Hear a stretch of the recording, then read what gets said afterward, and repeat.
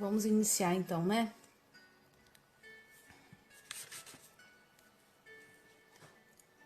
O som tá bom? Tá dando para ouvir direitinho?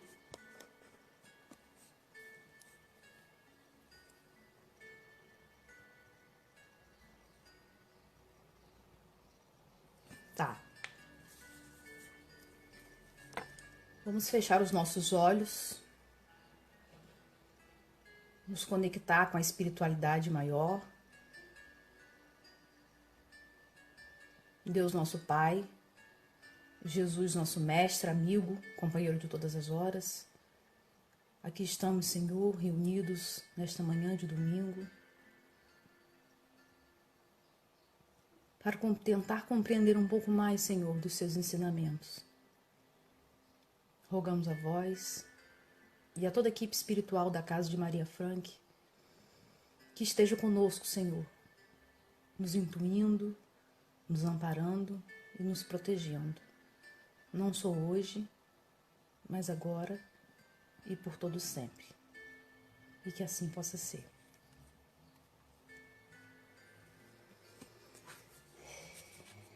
Bem, hoje nós vamos falar, né, de um assunto que a gente gosta muito, né, que são as parábolas. E hoje a gente vai conversar sobre a parábola das 10 virgens, que está no Evangelho segundo Mateus, no capítulo 25, nos versículos de 1 a 13. Como nós sabemos, na época do Cristo, o ensino se dava de forma oral, né? E com o objetivo de eternizar os ensinamentos no coração e no imaginário das pessoas, eles se utilizavam, né, de ferramentas como provérbios, como poesias, né, e as parábolas também, dentre outros instrumentos didáticos. E Jesus, então, elaborava essas peças didáticas, pedagógicas, né, as parábolas, com elementos extraídos do cotidiano das pessoas, na tentativa de fazer com que pudesse ser melhor compreendido, né? Então ele utilizava de assuntos relacionados à pesca, de assuntos relacionados à semeadura, né, colheita, a pastoreiro, ao casamento, né, questões da realidade das pessoas, né, daquele tempo, daquela época, para que eles pudessem compreender melhor a mensagem ali ensinada, né? E como era de forma oral, para criar toda uma ludicidade, para que eles pudessem visualizar as cenas e eternizar, né, na memória e no coração tudo aquilo que estava sendo falado. Então, o Cristo se utilizava, né, desses recursos para passar os seus ensinamentos morais, né, os seus preceitos morais, e fazendo essa comparação com a realidade, né, com o dia a dia. Né, e a origem da palavra até, né, parábolas, vem do grego, que quer dizer parole, né, que quer dizer comparação. Então Jesus fazia a comparação com a realidade cotidiana para as pessoas poderem abstrair essas informações, esses conhecimentos por ele trazido.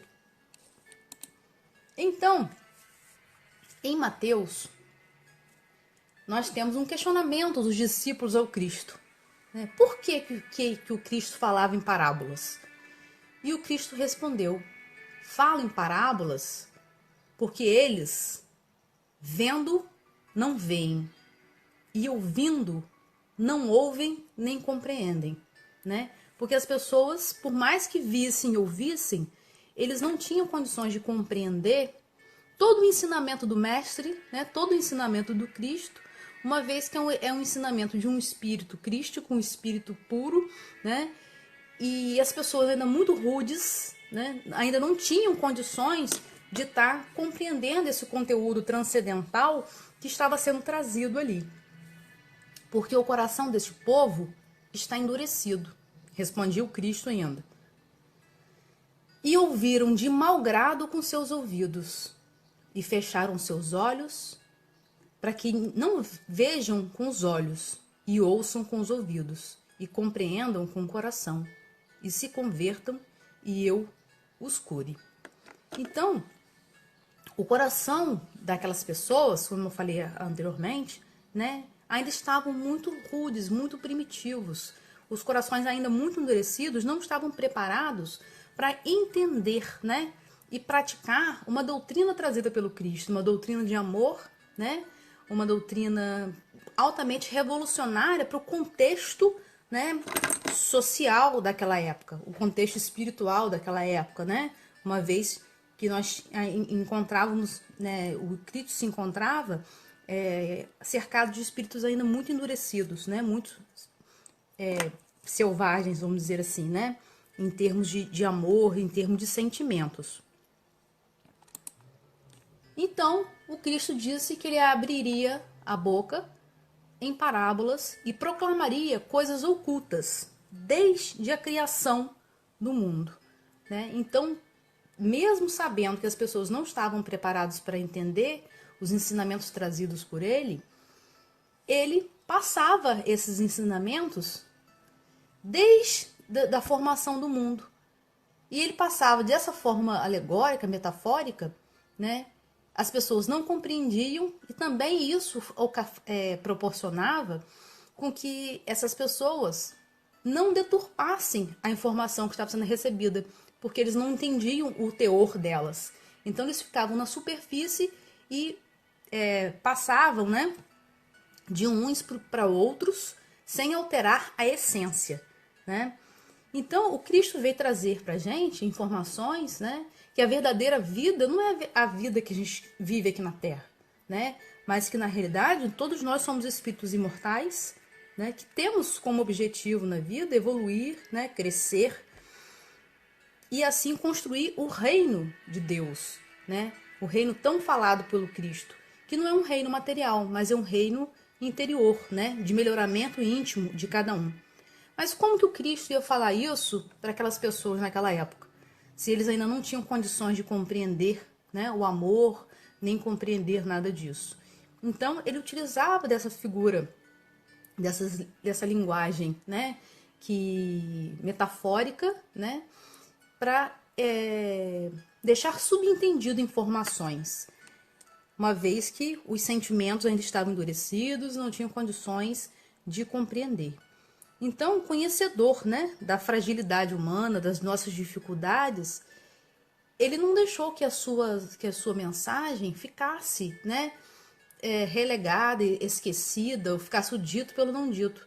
Ele prometeu que um dia enviaria um consolador, e esse consolador faria com que recordasse, né, lembrasse e ensinaria tudo aquilo que ele disse que ficou oculto, né, que tiraria todos os véus, né, tiraria todas, traria uma interpretação, né, clara dos ensinos que ele trouxe mediante a parábola, né, porque as pessoas teriam um maior amadurecimento, né, melhores condições de compreender.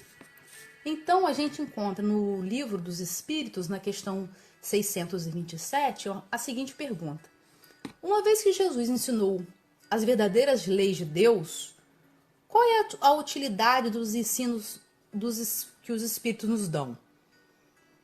Terão que nos ensinar mais alguma coisa? Aí qual foi a resposta, né, de Jesus, dos Espíritos?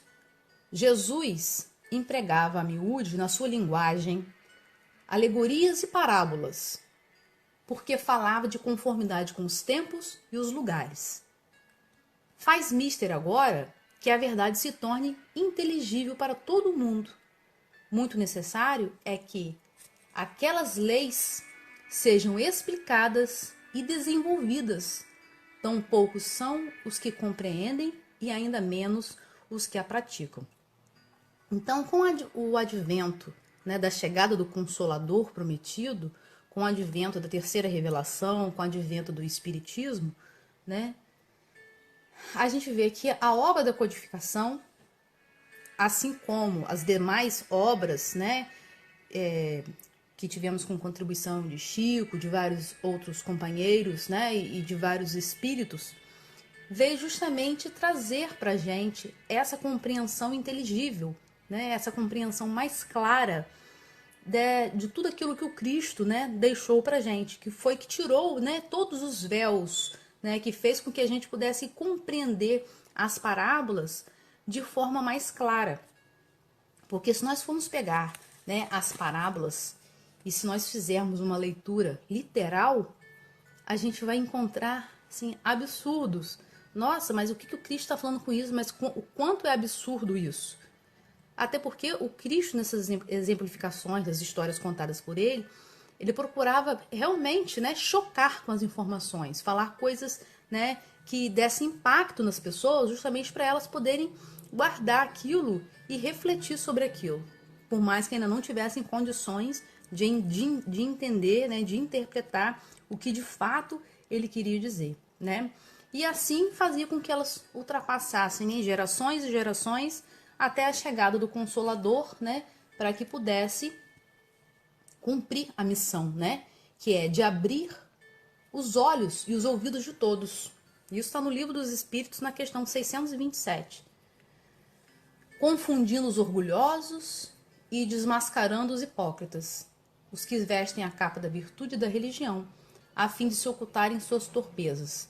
O ensino dos Espíritos tem que ser claro e sem equívocos, para que ninguém possa pretextar ignorância e para que todos o possam julgar e apreciar com a razão.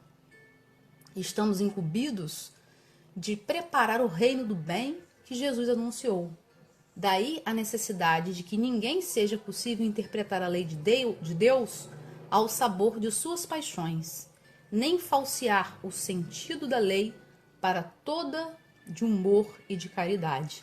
Então, quando Cristo disse que ele enviaria um consolador, né, para ensinar e fazer recordar, não é porque ele sabia que ao longo dos anos, ao longo dos tempos, a humanidade, né, de acordo com a fragilidade, ele enquanto governador espiritual da Terra, que está aqui desde a criação, né, que a fragilidade do ser humano ia fazer com que ele utilizasse as informações, né, de Deus, da lei de Deus, né, em benefício próprio, deturpando em função, né, das suas conveniências. Então, o Espiritismo veio justamente para desmistificar, veio para aclarar, veio para tirar qualquer dúvida e fazer uma interpretação, né, segundo aquilo que de fato o Cristo nos trouxe. Então, no livro O Consolador, na questão 290, nós temos a seguinte pergunta que será, né, que Emmanuel responde: poder-se-á reconhecer nas parábolas de Jesus a expressão fenomênica das palavras, guardando a eterna vibração de seus sentimentos nos ensinos? Sim. As parábolas do Evangelho são como as sementes divinas, que desabrochariam mais tarde em árvore de misericórdia, de sabedoria para a humanidade. Porque as parábolas, né, estão completamente cobertas, né, encobertas, completamente contaminadas, entre aspas, né, do sentimento puro do Cristo, né? Todos os seus sentimentos, né, ele colocou ali nas parábolas para que a gente mais tarde pudesse, né, recebê-las e compreender, né, quanta misericórdia, quanta sabedoria e quanto amor elas possuem. Então, vamos à parábola, né? A parábola das 10 virgens. Então, assim começa a parábola: o reino dos céus será semelhante a 10 virgens, que, tomando as suas próprias lâmpadas, saíram ao encontro do noivo. 5 delas eram tolas e 5 prudentes. pois as tolas, ao tomarem as suas lâmpadas, não levaram consigo óleo de oliva. As prudentes, porém, levaram óleo de oliva na vasilha, com as próprias lâmpadas. E tardando o noivo, todas cochilaram e adormeceram. Mas à meia-noite houve um clamor: eis o noivo! Saí ao encontro. Então, todas aquelas virgens se levantaram e prepararam as suas próprias lâmpadas. As tolas disseram às prudentes: dai-nos do vosso óleo de oliva, porque as nossas lâmpadas se apagam. E as prudentes responderam dizendo: de modo nenhum. Talvez não seja suficiente para nós e para vós. Ide antes aos que vendem e comprai para vós mesmas. Ao saírem para comprar o óleo, veio o noivo. As preparadas entraram com ele nas bodas e a porta foi fechada. Posteriormente, vieram as virgens remanescentes, dizendo: Senhor, Senhor, abra a porta. Em resposta, ele disse: Amém vos digo que não vos conheço. Portanto, vigiai, porque não sabeis o dia nem a hora. Olha só, se nós formos fazer uma interpretação literal dessa parábola, a gente vai pensar assim: meu Deus, o que Jesus disse aqui? Ele disse, né, que 10 virgens iam se casar. Mas aqui ele não fala em momento algum da noiva, de uma noiva. Então a gente pensa o quê? Vai vir um noivo para casar com as 10, né? Com as 10 moças. As 10 moças estavam esperando, né, o noivo para casar. Nesse meio tempo dormiram. Só que elas tinham que levar uma lâmpada, né, lâmpada, mas a gente pensa como que se fala? Lampião, né? Que bota querosene, bota óleo, essas coisas, né? Que a gente conhece assim. Mas ela não levou. 5 não levaram o combustível, né? O azeite para manter a luz acesa. Foram pedir emprestado para as colegas. Elas negaram. Por que será que elas negaram? Será que elas queriam que as outras saíssem de cena para elas casarem e ter a concorrência menor? Olha como nós somos, né? Infinitamente rasteiros, né, em termos de compreensão, para compreender a magnitude do Cristo, né? Da mensagem que ele quis dizer. Será que elas então mandaram as outras ir embora, poder elas terem menos concorrência e conseguir casar e as outras não? Né? O que o Cristo quis dizer pra gente isso? Estava ensinando o egoísmo, né? À medida que as 5 pediram emprestado lá um pouco de óleo, e ela disse que não ia emprestar porque não ia dar nem para ela nem para as outras, né? O que a gente entende dessa mensagem? O que o Cristo quis dizer pra gente isso? Depois que elas conseguiram, né, o óleo e voltaram, ele disse que não conhecia elas, que elas deviam então, né, vigiar, porque não sabia qual era o horário, então elas deviam estar com o recurso necessário, né, para quando chegasse o momento. Mas, enfim, o que o Cristo quis nos ensinar com essa parábola? Mas para a gente compreender melhor a parábola, nós temos que contextualizar, né, contextualizar a parábola. Então, nós dissemos que a parábola está em Mateus, capítulo 25, né? Só que a gente precisa retroceder um capítulo, né, no Evangelho segundo Mateus, para a gente poder entender e contextualizar essa parábola. Então, essa parábola, o Evangelho segundo Mateus, ele tem 28 capítulos. Essa parábola está no capítulo 24. E no capítulo 24, o Cristo já está em Jerusalém, já nos últimos momentos, né, da sua passagem aqui pela terra. Né, os momentos últimos da vida do Cristo antes da crucificação. Então, essa parábola, ela é uma continuação do sermão profético, né? Daquele sermão, né, que muitos intitulam como o sermão que anuncia, né, o fim dos tempos, né, a preparação para o juízo final, né? E nós, né, enquanto espíritas, como vimos anteriormente, né, já temos condições de tirar o véu de determinadas compreensões, né, e temos uma compreensão mais ampliada da realidade, né? E a gente pode interpretar esse sermão profético, né, como um sermão o Cristo anunciando, né, um sermão de passagens, né, dos mundos que nós sabemos, né? Mundo primitivo, mundo de provas e expiações, né? Mundo de regeneração, né? E assim sucessivamente. Então a gente trazendo, vou ler para vocês, né?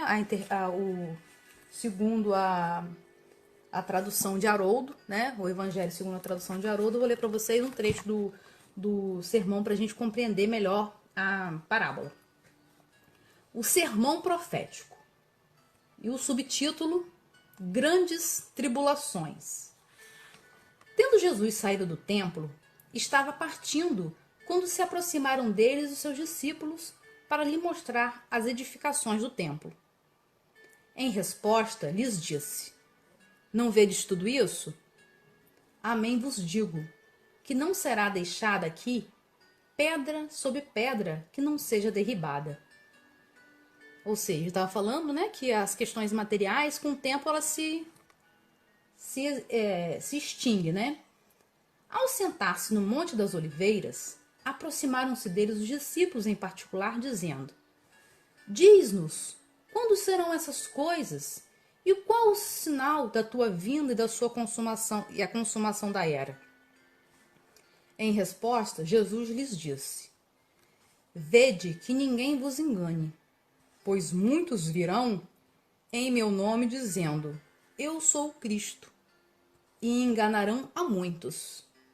E estareis na eminência de ouvir de guerra e relatos de guerras.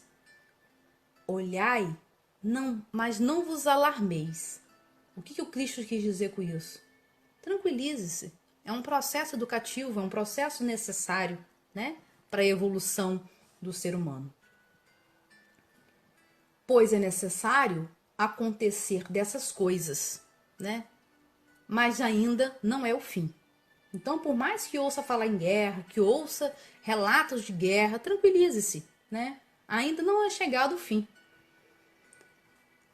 Pois se levantará nação contra nação, reino contra reino, haverá fome e terremotos em todos os lugares, né? Ou seja, haverá muitos flagelos, haverá muitas situações conflituosas, né? Quando a gente lê fome, a gente pode interpretar como todas as ações do ser humano, né? A fome aqui representada como a ambição do homem, né? Porque o planeta tem tudo para fornecer para todo mundo, mas o homem, com a sua ambição, né, quer apenas para ele mesmo. Então, egoisticamente, né, a péssima distribuição de renda, uns com muito, outros com nada, né, a ambição, né, que leva o homem a destruir o ambiente, né, a destruir a fauna, a flora, né, com o objetivo de lucro, com o objetivo de se dar bem. E o meio ambiente desequilibrado, né? A gente vê que os rios poluídos, né, sem árvores, a gente aumenta as doenças, né, doenças respiratórias e outras tantas doenças derivadas disso. Então há um desequilíbrio total. E quando a gente lê terremoto, a gente pode interpretar também, né, como toda a reação da natureza frente à ação do homem, né? Terremotos, maremotos, tsunamis, né? E chuvas demais em um lugar, chuva de menos em outra, né? O desequilíbrio ecológico causado pelo próprio homem, né? De acordo com as suas más escolhas, né? E com as suas ambições desmedidas, né?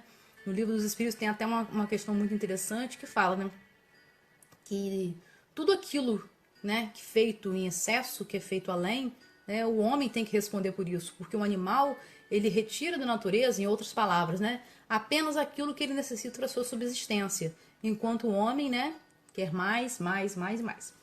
Voltando aqui. Todas essas coisas são o começo das dores de parto, né? Ou seja, todas essas flagelos, todas essas tribulações, né, são o começo de uma nova era, né? O começo, né, da construção de um novo mundo, né? Vamos caminhar mais um pouco. Então vos entregarão a provação e vos matarão, e sereis odiado por todas as nações por causa do meu nome. Neste tempo, muitos se escandalizarão, entregarão uns aos outros e odiarão uns aos outros. Né? Nós não sabemos que a característica, né, no mundo de provas e expiações, né, é a predominância do mal. Então, uns odiarão os outros, uns entregarão os outros, né? Muitos falsos profetas se levantarão e enganarão a muitos, né? O que a gente vê por aí também, né? Falsos profetas que se utilizam, né, da fragilidade das pessoas, que utilizam a fé das pessoas, né, para benefício próprio, né, para enganar, para iludir, para se dar bem, né? E por se multiplicar a iniquidade, o amor muito se esfriará.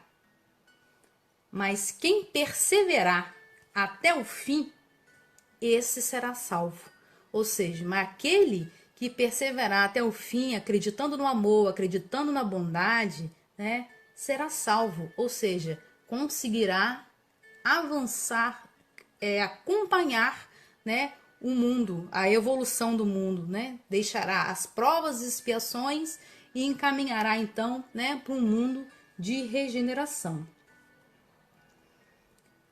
Este evangelho do reino será proclamado em toda a terra habitada, para testemunho a todas as nações.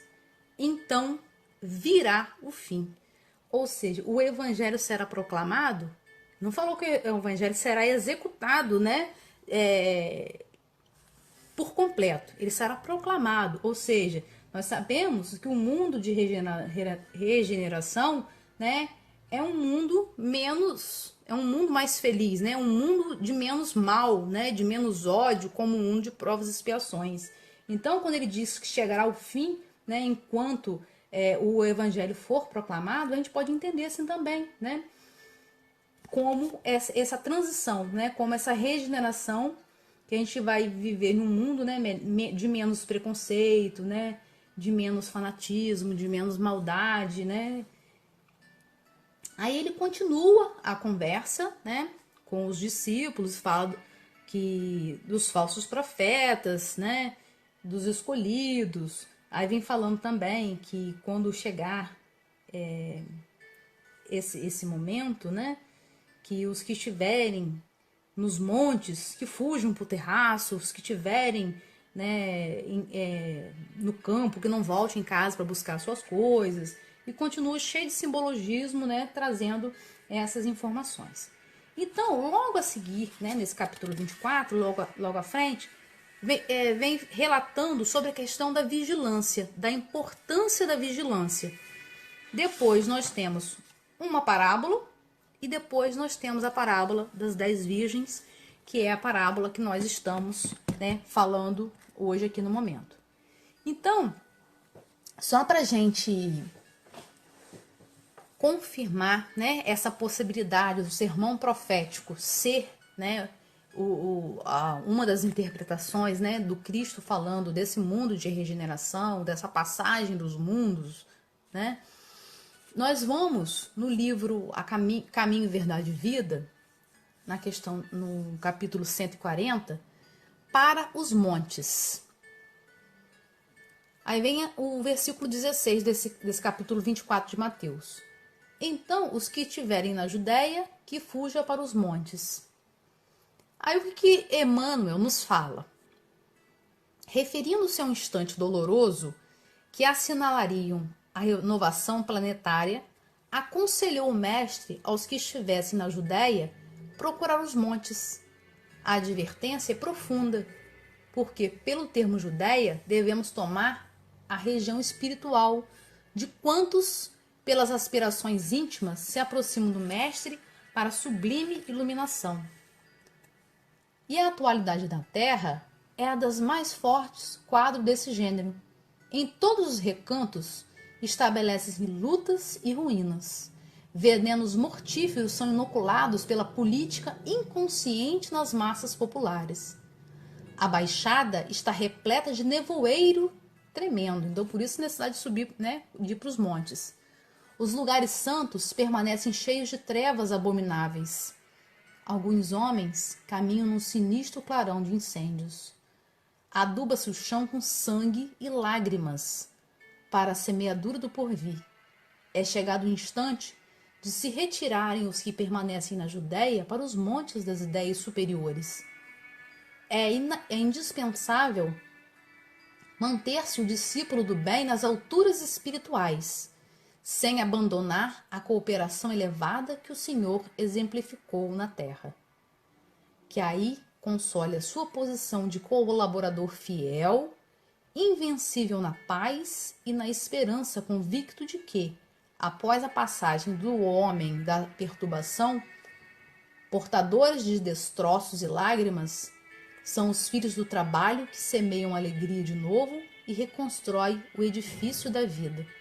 Então, Emmanuel, isso aqui de 1948, ou seja, 72 anos atrás, e ainda super atual para a gente, da importância das pessoas, de nós enquanto seguidores do Cristo, buscarmos as alturas espirituais, sairmos das baixadas completas de nevoeiro, completas de questões ainda tão dolorosas e infelizes. Então, Emmanuel vem trazendo que o Cristo estava falando ali em renovação do planeta, não o fim dos tempos, como muitos entendem, mas o fim de uma era e início de outra. E nós sabemos que nós estamos nesse processo de renovação planetária, da saída de um mundo para entrar em um outro mundo melhor. Nós já vamos entrar na parábola, fiquem tranquilos, a gente só está fazendo um caminho para a gente poder entender melhor. Nós vimos que a parábola ela gira em torno de um casamento, porque tem um noivo, tem as virgens, que a gente conjecturou lá que as 10 casariam com ele, a gente não está entendendo muito bem como é que isso funciona, mas a gente vai chegar lá, podem ficar tranquilos. Então, vamos fazer algumas considerações sobre o casamento. Quem esteve aqui, há 2 domingos atrás, a gente fez algumas considerações a respeito das mulheres, na época do Cristo. Como que as mulheres eram... Quais eram as condições, das mulheres naquela sociedade. E a gente viu que uma das condições, era as mulheres, e como objetos, pertencentes ao pai, a princípio, que serviria como uma mercadoria de troca, como uma moeda de troca, e que elas eram criadas unicamente para o casamento e para as tarefas da casa. Então, o casamento, na época do Cristo, as meninas, logo assim, que entravam na puberdade, elas já podiam ser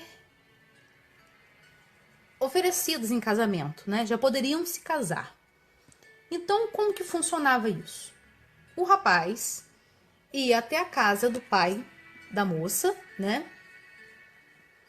conversava, com o pai e fazia um contrato pré-nupcial, fazia o arranjo para o casamento. Ele pagava um dote, dava uma quantia para o pai da noiva e eles ficavam assim acordados legalmente a respeito do casamento. Marcavam um casamento. A noiva, agora a gente vai começar a compreender, a parábola. A noiva era de costume que ela convidasse 10 amiguinhas, 10 amigas que ficavam com ela, quando das proximidades do casamento, em uma tenda reservada, aguardando a chegada do noivo. E como era super perigoso, né, naquela época, como até hoje, né, a vida da mulher, elas, para saírem naquelas noites escuras, era necessário que elas tivessem uma lamparina, um lampião, né, uma lâmpada, como se diz aqui, para poder iluminar, e elas traziam na reta do rosto para que de longe elas pudessem ser vistas, aquela lá é fulano, filho de fulano, né? Para que elas pudessem serem vistas e minimizar qualquer situação de violência ou qualquer coisa do tipo. Então elas ficavam com essas 10 amigas, né, jovens, até que o noivo viesse até a tenda, acompanhado de um outro amigo, de um amigo dele, né, para levar a noiva até o local do casamento, para que pudesse então assim fazer o festejo, né? Como nós sabemos, também durava 7 dias. E esse noivo, quando vinha com o amigo vinha na frente e o amigo gritava para já sinalizar para elas, né, que o noivo estava chegando, para que elas pudessem se preparar, se arrumar, né? Então o amigo vinha à frente e gritava que o noivo estava vindo, como a gente viu na passagem da parábola, né? Eis o noivo! Aí todas começaram a se arrumar, né? E algumas viram que elas não tinham o azeite, né? E saíam então em cortejo, todos, as amiguinhas, a noiva, o noivo, o amigo, né? Até o local onde iriam se casar, que era na casa do pai do noivo, né? E assim eles ficavam em festa, né? Durante 7 dias. E como a gente viu também em uma das nossas falas anteriormente, né? O número 7, né? Segundo, né, a filosofia que eles seguiam, significava completude, né? Então, e a festa como um momento de alegria, né? De fartura, né? Então, a completude da alegria e da fartura, né? A esse momento de encontro do noivo com a noiva. Agora nós vamos começar a pensar os símbolos da parábola para a gente entender melhor, né, o que quis dizer. Para a gente não ficar naquela interpretação literal e rasa que nós fizemos anteriormente, né? Que o noivo ia casar com as 10, aí por ciúminho, né? 5 despachou, não quis dar o azeite para poder despachar as outras, né? E elas casarem sozinhas. Essa interpretação rasa, literal que a gente fez lá atrás. Então, a parábola se inicia dizendo: o reino de Deus se assemelha a 10 virgens que tomavam da própria lâmpada. Então, o reino de Deus, segundo o livro Espírito de Verdade, significa o estado de sublimação da alma, né? Um estado de elevação da alma, criada por ela própria através das reencarnações incessantes, né? E no livro também Boa Nova, vem falando que o reino de Deus é obra divina no coração do homem. Então, o reino de Deus é um processo de elevação da alma, alcançada por ela mesma através das reencarnações, né? Que tem como objetivo nós nos reeducarmos, nos espiritualizarmos, nos moralizarmos. Ok. O reino de Deus, então, esse estado de sublimação da alma é comparado, assemelha-se a 10 virgens. Mas por que a 10 virgens? Será porque o Cristo falou isso? Porque estava relacionado a esse costume, né, de chamar as amigas para irem ficar com a noiva antes do casamento? Mas será que realmente eram 10, não eram 10? Por que 10? Aí a gente vai também buscar informações na Cabala também, né, que era uma filosofia estudada por eles naquela época, do significado do número 10. Qual o significado do número 10 para eles? Na realidade, nem existe o número 10 lá, mas o 10 é composto por 2 números. E o número 1, ele simboliza o início de tudo, a totalidade. Ele é representado como liderança, poder, autoconhecimento e uma conexão com seu eu profundo. como harmonia, confiança, independência e realização. E o zero, na realidade, não é um número, né? Mas é um conceito que significa a não existência de algo, né? Que representa o vazio e representa ao mesmo tempo a eternidade. Então, quando Cristo utilizou o 10, então a gente pode acreditar que ele estava querendo falar sobre isso, sobre autoconhecimento, sobre liderança, né? Sobre confiança, sobre harmonia, sobre realização e isso de forma eterna, né? E o 10 também tinha um significado bem profundo para aquele povo daquela época, né? Porque existiam 10 mandamentos. Para fazer a prece judaica era necessário 10 pessoas, né? O dia mais importante do calendário judaico era o 10º dia. 10 também era o valor da letra hebraica, né, que representava o primeiro nome de Deus. Então, vários significados, né, tinham o 10 para a gente entender por que o Cristo quis dizer 10 virgens e não 5, ou 8, ou 50, não é? Tá, e virgens? Por que ele comparou esse processo de elevação da alma, né, com virgens? O 10 a gente já viu, né? Que é esse autoconhecimento, essa conexão com o eu interno, essa liderança eterna, né? Mas por que 10 virgens? Né? Quando fala em virgens, a gente pensa que uma moça, né, que ainda não teve experiência sexual. No contexto atual, né, a gente pensaria dessa forma. Mas por que 10 virgens, né? Aí a gente vai encontrar informações com a interpretação dos textos, né, do Antigo Testamento, que vem trazendo as virgens como a figura de pessoas fiéis a Deus. Então, as pessoas que eram fiéis a Deus eram chamadas de virgens. E as pessoas que não eram fiéis a Deus, né, eram chamadas de prostitutas. Então, essas virgens estão representando essas pessoas que amam a Deus, né, acima de todas as coisas, ou seja, aquela pureza espiritual. Não tem nada de sexual, né, mas uma pureza espiritual. Então, se você ama a Deus e ama outras coisas, né, colocando, dividindo esse amor, essa dedicação,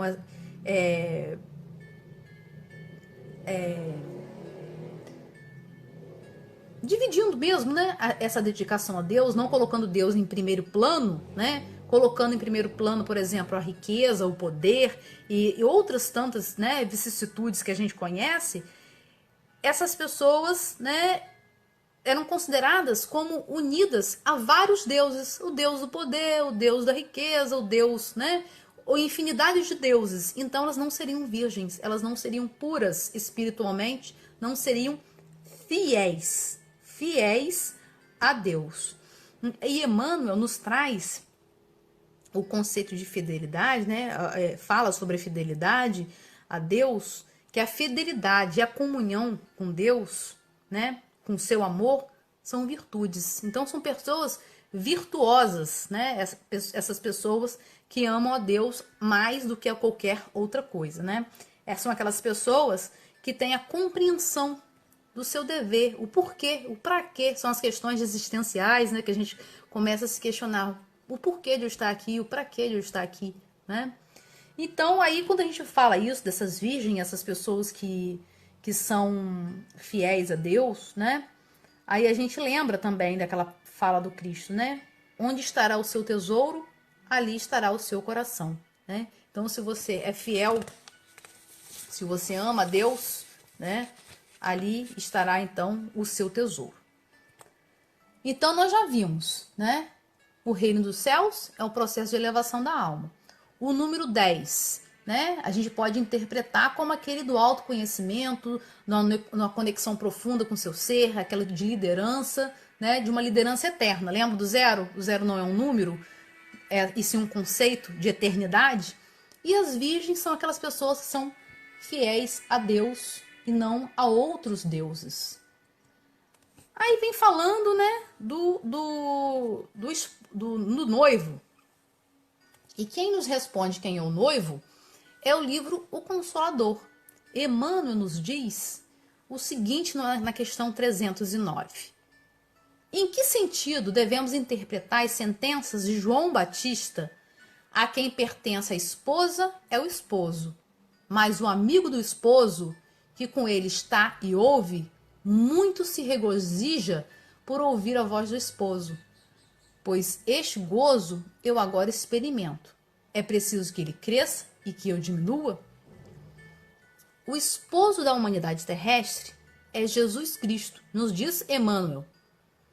O mesmo Cordeiro de Deus que arranca as almas humanas do caminho, escuso das impenitências.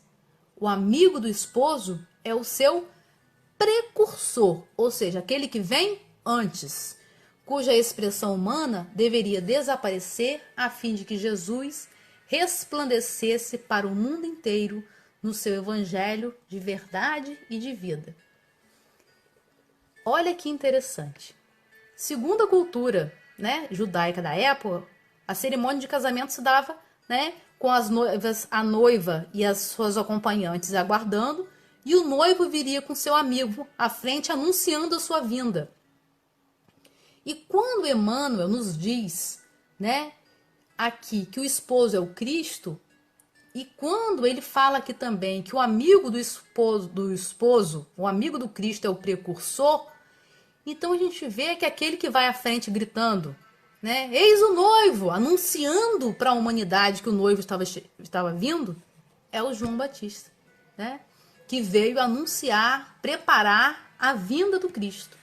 Olha como a nossa doutrina ela é altamente esclarecedora, né? Como ela consegue fazer com que a gente consiga enxergar de forma muito clara e sem contrastes, né? Né? De forma racional, encadeamento das ideias, né? Muito incrível, né? Que bom que a gente tem esse bálsamo, né? Então, o esposo da humanidade é o Cristo. O esposo é o Cristo. E a noiva, segundo o que a gente acabou de ver aqui, é a humanidade. Porque se o Cristo é o esposo da humanidade, a humanidade, consequentemente, é a esposa, né?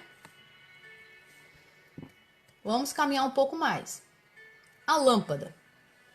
Falou, né, que as virgens tomaram das suas próprias lâmpadas. A gente pode entender essas lâmpadas como a lei divina, como aquela luz que vai guiar o nosso caminho. Para quem assistiu também, né, a nossa conversa aqui uns dias atrás, falando sobre conhecereis a verdade nos libertará, a gente falou, né, a respeito dessa luz que guia o nosso caminho, que nada mais é do que a lei divina que está impressa na nossa consciência, né? Então a gente pode interpretar essa lâmpada como essa lei divina. E o óleo, o azeite, né? Que 5 das virgens, das fiéis a Deus tinham e 5 não tinham. A gente pode também interpretar como a luz espiritual, como a luz própria, né? De cada um, que a gente vai conseguir, né? Vai conquistar essa luz a partir do momento que a gente começa a desenvolver as nossas virtudes, a gente começa a desenvolver o nosso progresso moral, a nossa evolução espiritual, né? A nossa reforma íntima, que ela é individual e ela é intransferível. Daí a gente entender por que as outras 5 não puderam fornecer o azeite para as demais.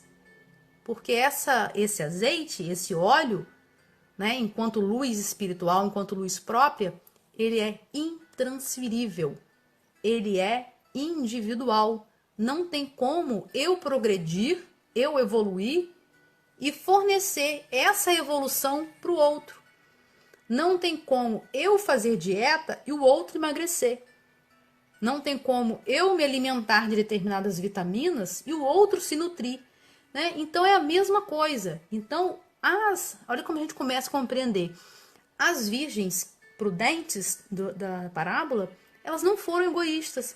E nem o Cristo estava ensinando a gente a ser egoísta.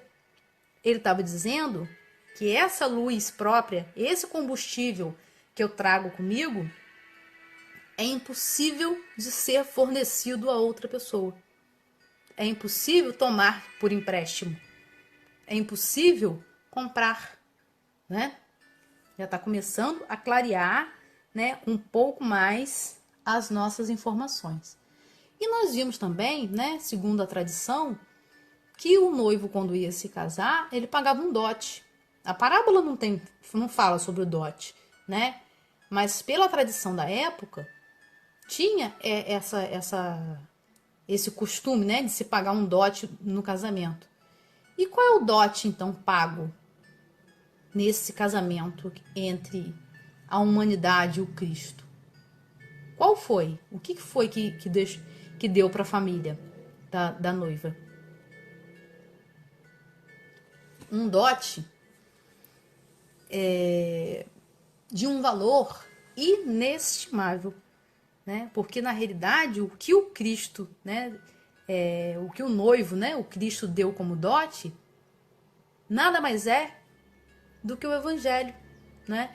Do que esse código de conduta moral, de conduta ética e de conduta espiritual, essa mensagem de amor ofertada pelo Cristo, que está à disposição de todos nós, né, há 2 milênios, né, essa bússola que fará com que a gente possa caminhar de forma muito segura, né? Vamos caminhar mais um pouco. E essas bodas, esse casamento, o que significa, né? Como que a gente pode interpretar essas bodas, esse casamento? Como a união, como a aliança, como a comunhão entre os 2 planos de existência.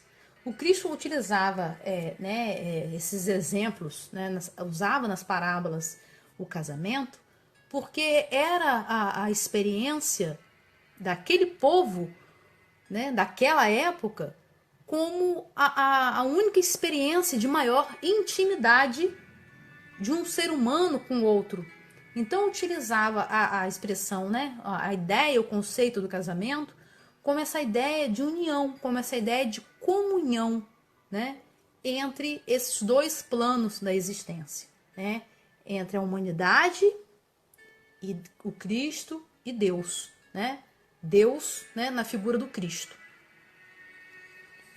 Mas vem trazendo uma coisa muito interessante também na parábola, não sei se vocês se recordam, que o noivo chegou à meia-noite, que inclusive, né, as virgens já tinham até cochilado, coitadas, de tanto esperar, não é? Por que a meia-noite? O que o Cristo quis dizer com meia-noite? Então, à meia-noite, a gente pode entender como aquele momento, o ponto máximo da escuridão. É quando a escuridão chegou no seu ápice, quando a escuridão chegou no seu limite total, né? Onde tem aqueles momentos de muita adversidade, né? Onde tem aquele momento de ausência total da luz, né? Onde as trevas estão querendo imperar, né? Aquele momento de dor, de dificuldade, de tribulações, que nós vimos lá no sermão profético. Por isso que a gente retrocedeu um capítulo para a gente entender quando as guerras, né? Quando a fome, quando as doenças, né, estão assolando o ser humano. Então, nesse momento de dor máxima, nesse momento de escuridão máxima da noite, né, foi o momento em que se deu a união, né, da existência dos 2 planos. Foi o momento em que se dará, né, a passagem dos mundos, né, o fim de uma era e o início de outra. Porque quando a gente pode lembrar também que o nascimento do Cristo se deu em que horário? Que horário a gente comemora o Natal? Não é à meia-noite, né? No ponto máximo da escuridão da noite? Porque dali para frente a tendência é o quê? Clarear. Então, a chegada do Cristo foi à meia-noite, né? Que foi chegada a luz de um novo porvir, né? A luz de esperança para o mundo, né? Uma luz de amor para a humanidade, uma luz de renovação. Então, esse casamento, né, da parábola vem trazendo isso também. Acontece, né, a chegada do noivo à meia-noite nesse momento de tribulação, nesse momento de dificuldade, nesse momento de muito sofrimento, né? E a gente pode analisar o nosso momento atual que a gente está vivendo, né, como essa escuridão, né, como a proximidade da meia-noite, né? Como essa passagem de eras, né? Porque a gente fica aguardando a chegada do mundo de regeneração. Ah, vai ser em 2050, ah, vai ser em 2060, ah, vai ser em 2100. Mas, na realidade, esse processo, né, de transição, ele já está acontecendo, né? Nós já estamos lá nas 22 horas e 30 minutos, ou nós já estamos nas 23 horas. Não sabemos, né, se estamos já há poucos minutos da meia-noite, né? Mas nós sabemos que nós estamos nesse processo de tribulação, nesse processo de escuridão. Não sabemos ainda se nós chegamos ao ponto máximo, né? Daí o que o Cristo falou no sermão lá no sermão profético, né? A importância de nós nos resignarmos e nos mantermos firmes, porque esses chegarão ao fim, né? Esses conseguirão passar de um estágio de evolução da Terra para outro, né? Não ficará para trás. E nós vimos que existiam as virgens, né, prudentes e as virgens tolas. Quando que nós nos comportamos como virgens tolas e quando nós nos comportamos como virgens prudentes? Aí nesse momento da reflexão, né, a gente vê como que a gente é tola, como que a gente é virgem tola. E isso dá uma mexidinha, né? Porque as tolas vão ter que sair por aí para tentar adquirir o azeite. E às vezes pode ser que não dê tempo, né? Mas a importância de nós termos essa informação, né, que já nos desperta para a gente começar a carregar o nosso azeite penduradinho, né, na cintura. Para na eventualidade a gente ter o nosso combustível para manter a nossa lâmpada acesa.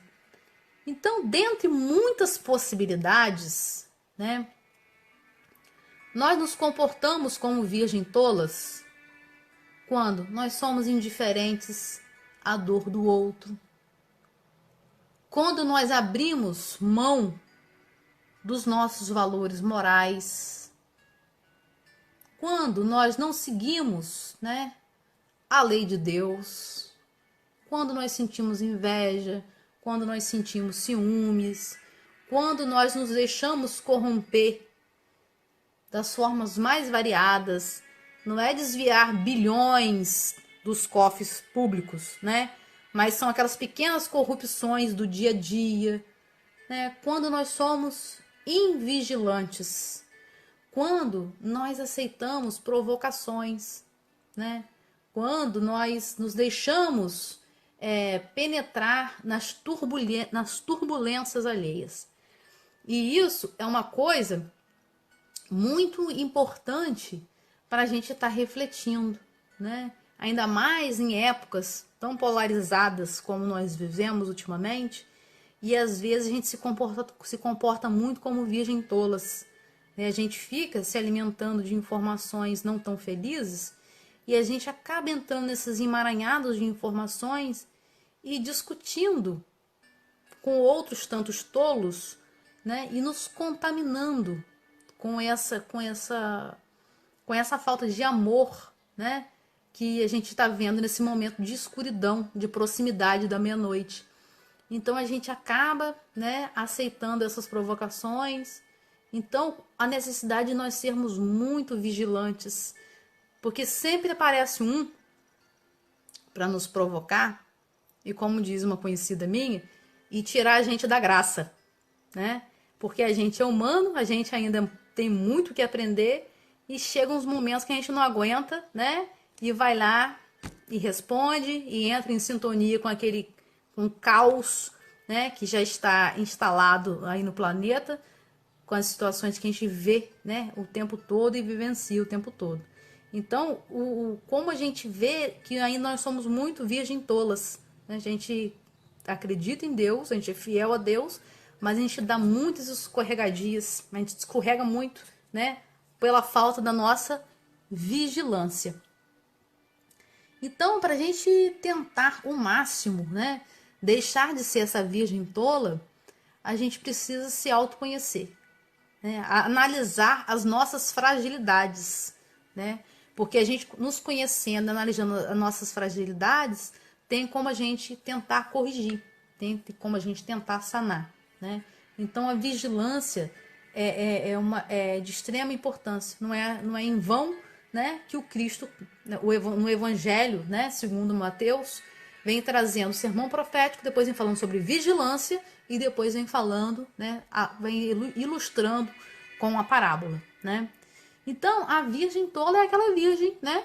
Aquela pessoa que crê em Deus, que é fiel a Deus, né?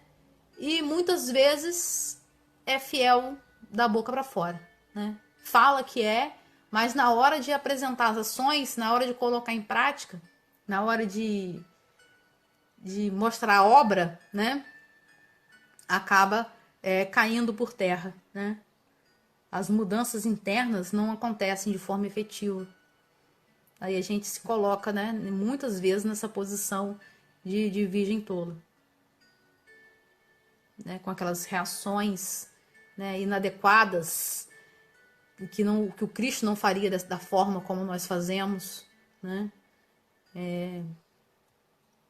se deixar enredar, né, pelo perverso, por essa loucura que o mundo está aí nos dias atuais. E quando que nós somos as virgens prudentes, né? Quando nós somos empáticos, né? Quando a gente busca o desenvolvimento dos valores morais, né? O desenvolvimento do amor, da fé, da esperança, da solidariedade, né? Da empatia, como eu já falei, da caridade, da compaixão, da resignação, da perseverança, né? Lembra do número 10 que a gente viu lá? Autoconhecimento, o número 1, né? Que compõe o número 10. O profunda conexão com o meu eu interior, né? A liderança, o poder, né? E o 0 como infinito. Então, quando a gente busca as 10 virgens, né? Quando a gente busca todos esses atributos, todos esses pré-requisitos para que nós nos tornemos, né, pessoas melhores, né? Quando a gente se mostra resignado, né? Quando a gente se mostra perseverante, né? Quando a gente começa a encher a nossa garrafinha de azeite com todos esses elementos, né? Então a gente vai lá, bota amor, caridade, fé, esperança, perseverança, autoconhecimento, né? Solidariedade, compaixão, caridade, e aí a gente vai botando de gotinha em gotinha até a gente ter esse azeite que vai proporcionar o quê? A nossa autoiluminação, a nossa luz própria, que a gente não tem como ceder ao outro. A gente não tem como doar nem dar em empréstimo a ninguém, né? Então a gente lembra mais uma outra fala, né? Sois a luz do mundo, né? Deixa brilhar a vossa luz, né? Que depende de quê? De nós mesmos, a construção de gota a gota de preenchimento da nossa garrafinha, né, de azeite. E ao contrário senso, né, dessa virgem prudente, o orgulho, a raiva, o ódio, a vingança, a inveja, a soberba, a competição, o ódio, só nos produzem trevas, né? Só nos produzem escuridão, só nos leva para proximidade, né? E ajudar a formar o cenário, né, da meia-noite. Então, todos esses sentimentos inferiores, né, que eu acabei de falar agora, eles não entram na garrafinha do azeite. Eles não agregam, né? Eles não nos proporcionam a geração de luz. Então, são situações que a gente precisa vencer para que a nossa garrafinha possa ser completa, possa se completar, né? Porque se eu despendo as minhas energias com ódio, com vingança, com ciúme, com raiva, com orgulho, né? Eu estou perdendo tempo e energia de estar produzindo o combustível, né? De estar produzindo o azeite para estar enchendo a garrafinha. Então, a vigilância é o que urge, né? É o que nós precisamos ter o tempo todo, né? Vem alguém querer tirar a gente da graça, como diz minha amiga, que a gente reflita, se torne vigilante e lembre, preciso encher minha garrafinha de azeite.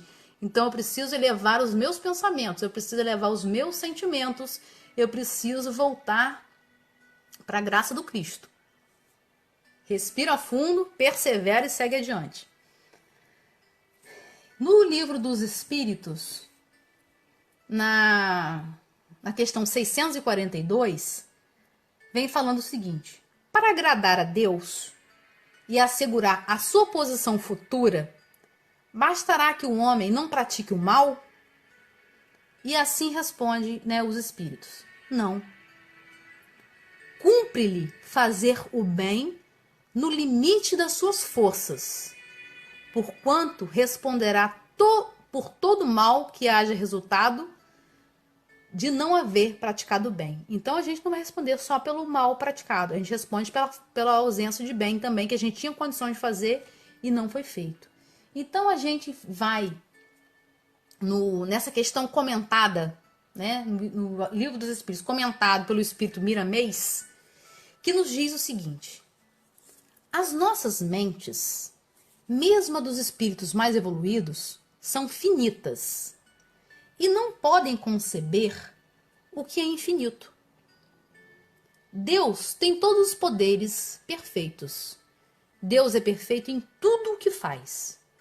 Para que nós possamos agradar a Ele, não basta que esqueçamos o mal. É necessário que façamos o bem para o qual fomos criados. Quem não faz o bem já abre caminho para os impulsos do mal. Apareçam em suas intenções. Que o mal apareça em suas intenções. Convém que todas as criaturas, principalmente as espíritas, para quem estamos especialmente falando, procurem fazer o bem de todas as formas possíveis, porque somente ele, somente o bem, desvia as pessoas do mal.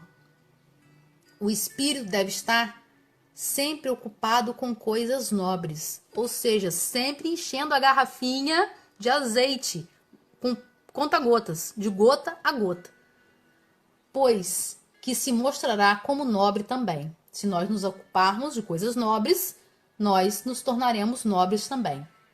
Se Deus é harmonia, o que chamamos de mal é desarmonia. Não podemos agradar a dois senhores, ou seja, uma virgem de fato, ela está, né, imbuída apenas de Deus, né? Assim, procura harmonizar a tua vida, desde o abrir os olhos ao levantar até a hora de descansar das lides diárias. As grandes coisas começarão pelas pequenas coisas. Um grande feito, por vezes, nasce de um simples pensamento, bem como uma grande calamidade social foi primeiramente pensada e criada a partir de ideias sobre tal evento. É nesse sentido que alertamos sempre o homem para educar em seus pensamentos em tudo que fazem, desde o mínimo gesto de beber um copo de água até assinar um decreto que envolve uma nação. Deves pensar, meditar no que fazer e, quando fizer, procurar em todos os seus contornos fazer por perfeição. Deus é o doador supremo que não se esquece de seus filhos de boa vontade. Agradar a Deus amando, servindo sem exigências e trabalhando sempre na criação de oportunidades que elevam e que mostram a paz, insuflando o amor em todas as criaturas.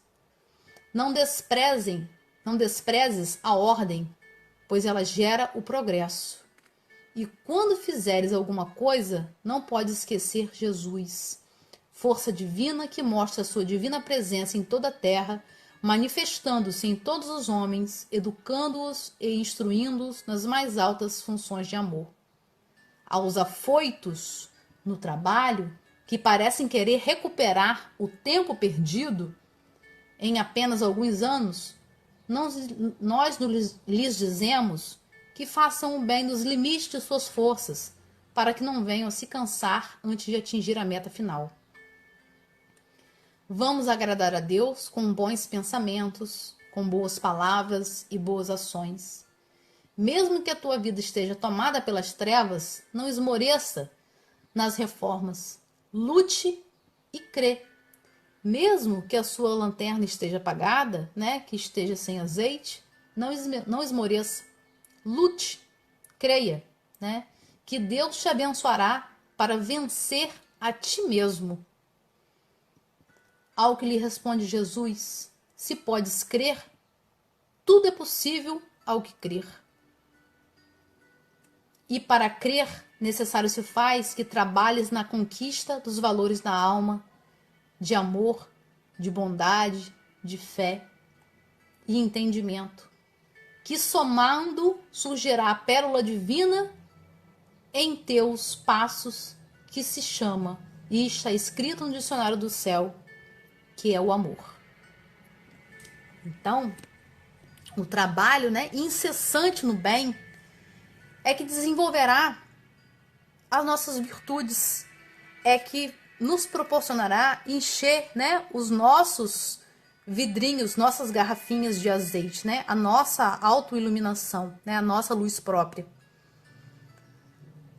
E a nossa necessidade, né, de a gente se harmonizar com toda a obra da criação, né? Foi isso que essa mensagem que Miramês fez, essa interpretação da questão 642, né, do Livro dos Espíritos.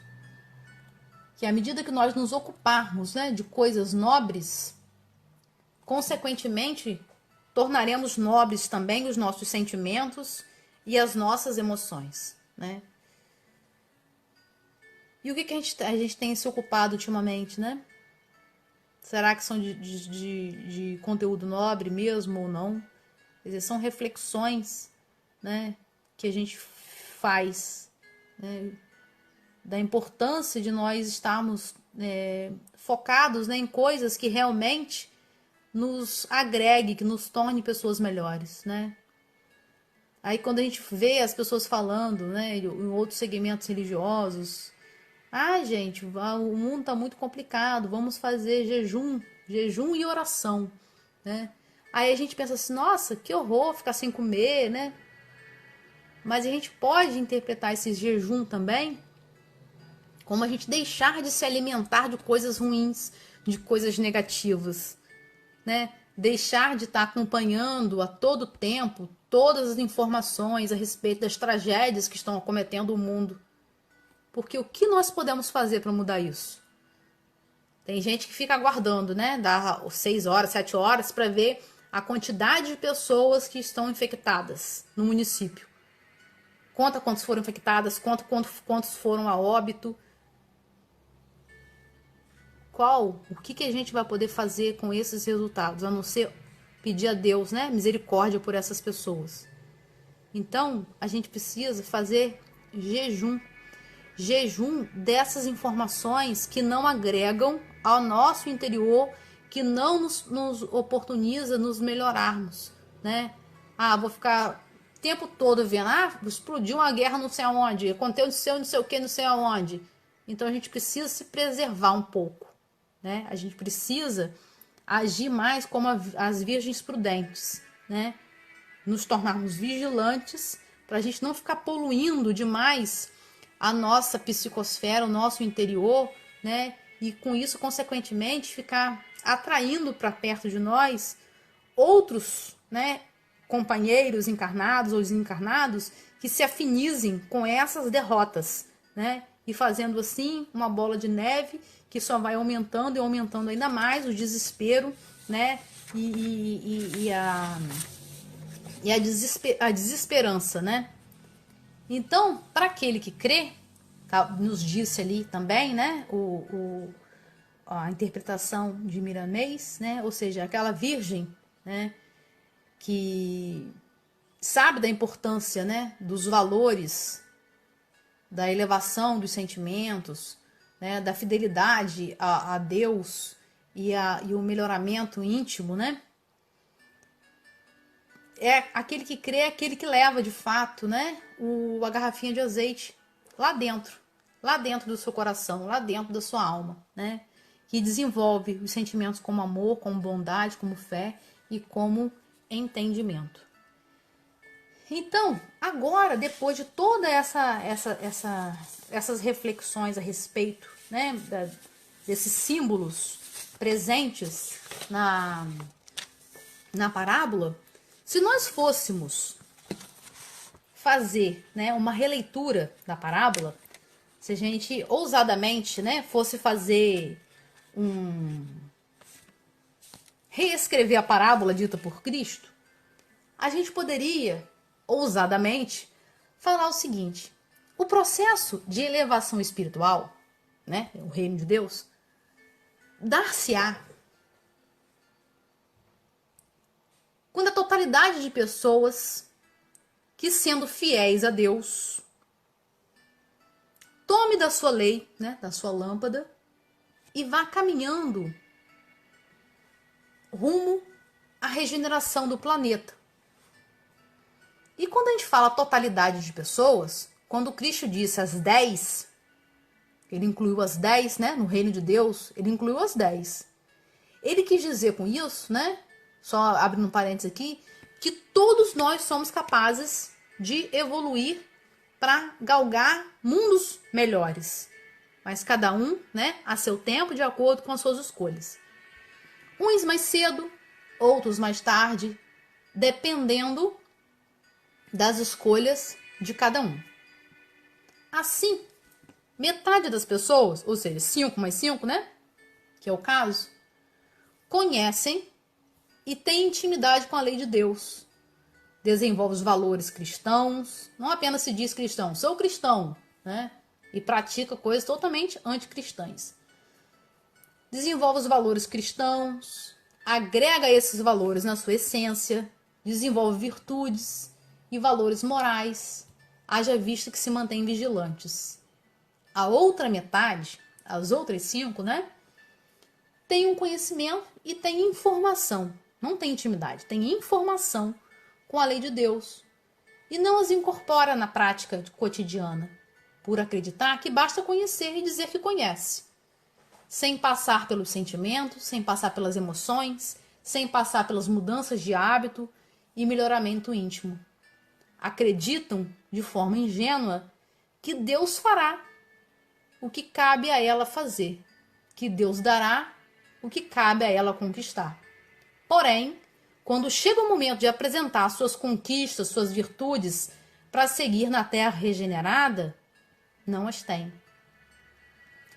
Tenta correr para adquirir, mas não dá mais tempo, porque não é algo que se pega por empréstimo, não é algo que se compra. É uma conquista individual.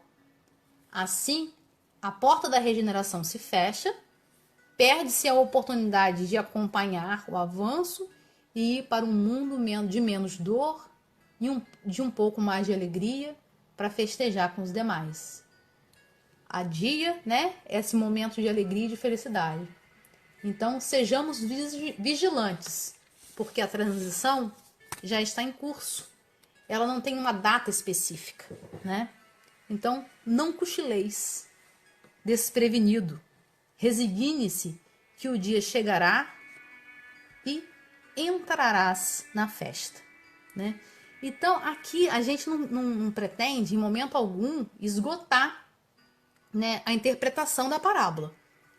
A gente sabe que múltiplas interpretações, inesgotáveis interpretações, né, a gente pode fazer, né, de acordo com os nossos conhecimentos, de acordo com à medida que a gente vai se aperfeiçoando em termos de conhecimento, de moral, né, e de tudo mais, né? Mas uma coisa a gente precisa ficar muito claro, né? Temos que ter em mente, né? que a evolução é individual, que não adianta nós querermos tomar emprestado essa iluminação, essa autoiluminação, essa luz própria de outra pessoa, porque a gente não vai conseguir, né? E se nós cochilarmos, né, aguardando esse momento da chegada dessa nova era, essa chegada do noivo, né, que ao menos a gente consiga trazer junto de nós a garrafinha com azeite. De repente ela não precisa estar transbordando de azeite, né? Mas que possa ter lá o suficiente para a gente se manter iluminado por um bom período, né? Que essas virtudes que a gente coloca lá dentro, né, possa ser de fato de qualidade, para a gente poder conseguir caminhar rumo a esse progresso, rumo a essa regeneração do planeta que a gente vê que está batendo a nossa porta e nos convidando a todo momento, né? Então essa autoiluminação, essa luz própria, essa evolução, ela é individual, é um processo de conquista de cada um, é um processo de autonomia, porque se eu tenho luz própria, eu não preciso pedir a luz emprestada a ninguém, né? E aí, quando Cristo fala lá no sermão profético que muitos falsos profetas viriam, e esses falsos profetas adoram quem não tem essa iluminação, porque eles vão se investir, né, desse conhecimento pseudo-divino deles e vão querer manipular as pessoas, né, em nome de Deus. Então, se eu tenho essas virtudes desenvolvidas em mim, se eu tenho essa autoiluminação, se eu tenho essa condição de clareza, né, se eu tenho essa luz que me clareia os meus caminhos, fruto das minhas conquistas, das minhas virtudes e da minha compreensão de mundo, eu não vou ser enganado, não vou me deixar enganar por esses falsos profetas que a gente vê aos montes por aí, né, que se utilizam da fé e da fragilidade e dessa falta de iluminação, dessa falta como número 1, né, diz lá, dessa falta de liderança íntima, dessa conexão íntima com o seu eu interno, né? E eles fazem, né, de gato e sapato, como diz o ditado popular, dessas pessoas utilizando-as a bel prazer, usando da fé, né, e da fragilidade de cada um. Então, essa conquista dessa luz própria, ela é uma conquista de autonomia também, né? Porque a gente não vai depender do abastecimento da luz do outro, de estar solicitando ao outro o que eu devo fazer da minha vida, né? Vou até um líder religioso para perguntar o que eu devo fazer, o que eu não devo fazer, né? E infelizmente a gente sabe que ainda existe pessoas que se submetem dessa forma, né? Então, que a gente possa, né, aprender a fazer, né, desenvolver as nossas potencialidades no bem para produzir a quantidade de azeite para a gente carregar junto, para a gente ter essa iluminação e que para a gente poder entrar, né, nos festejos, nesses 7 dias, né, nessa plenitude de alegria, de fartura, de felicidade, né, junto com a mudança dos tempos, a mudança do mundo, né, esse festejo com Cristo, esse festejo de espiritualização, de moralização, né, de evolução de cada um, né, e de todos nós. Que o mundo de regeneração está em processo, né, está em processo de construção, e a gente às vezes pode estar cochilando, né, então que a gente possa acordar para encher nossas garrafinhas, né, e não esperar, né, pela garrafinha alheia, né, para nos iluminar e nos ajudar nesse momento. Então, acho que a mensagem de hoje é essa. Eu agradeço a vocês, passei muito do horário, me perdoem, né, mas pelo menos eu acredito que a partir de agora a gente vai ter uma nova visão, né, dessa parábola. E é isso, né? Vamos fechar os nossos olhos então e agradecer. Deus, nosso Pai, Jesus, nosso mestre, amigo, companheiro de todas as horas, a toda a equipe espiritual da Casa de Maria Frank, que se fez presente nessa manhã, nos auxiliando, nos intuindo, nos amparando, que esteve com todos os nossos companheiros que estavam unidos a nós nesse momento de reflexão. Gratidão. Gratidão por nos acompanhar, por nos proteger. Rogamos a vós também e a Jesus que arrefeça os ânimos, que tranquilize os corações, que toque os corações endurecidos, para que a luz do vosso amor e da vossa misericórdia possa penetrar e transformar, Senhor, esses corações ainda tão eivados de maldade, de intolerância, de egoísmo. Auxilia todos, Senhor, que estão passando por provas difíceis nesse momento. Dê resignação, dê coragem, dê força para que possa superá-la, para que possa aprender também, Senhor, com as aflições, não apenas com as próprias aflições, mas com as aflições dos seus companheiros de jornada, com as aflições do mundo, Senhor. Dai-nos humildade, dai-nos fé, dai-nos força. Ampare a todos, Senhor. Que a vossa luz e vossa misericórdia possam espargir pelo mundo inteiro. Fortaleça todos aqueles que se encontram nos leitos de hospitais.